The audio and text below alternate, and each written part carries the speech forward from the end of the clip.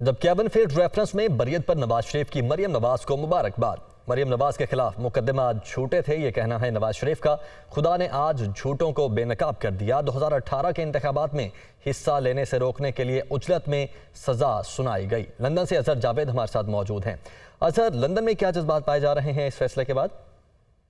जी बिल्कुल, लंदन में तो आज बड़े अरसे के बाद अगर हम कहें कि यहाँ पे एक खुशी का समा है तो गलत ना होगा। साबिक वज़ीर आज़म नवाज शरीफ इंतहाई खुश नजर आ रहे हैं आज, और उन्होंने अपने साथियों को भी यहाँ मुबारकबाद दी। और उन्होंने इस मौका पर एक बात बड़े वाज़े तौर पे कही कि वो एक दिन भी यहाँ पे फालतू यहाँ नहीं रुकना चाहते। उनका ये कहना है कि जो कुछ भी हमारे साथ हुआ वो एक सोचे समझे मंसूबे के तहत हमें सजा दी गई, जिसका मकसद ये था कि उन्हें और मरियम नवाज को 2018 के इलेक्शन से बाहर रखा जाए।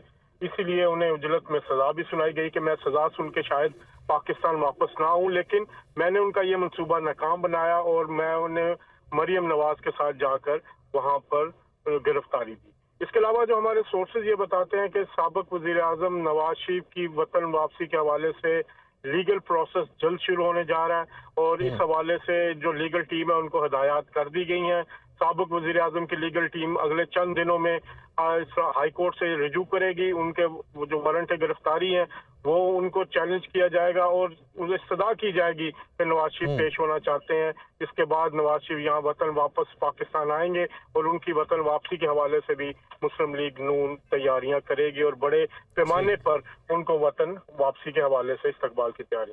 जी ठीक है, बहुत शुक्रिया आपका। अजहर जावेद लंदन से हमारे साथ आप मौजूद थे।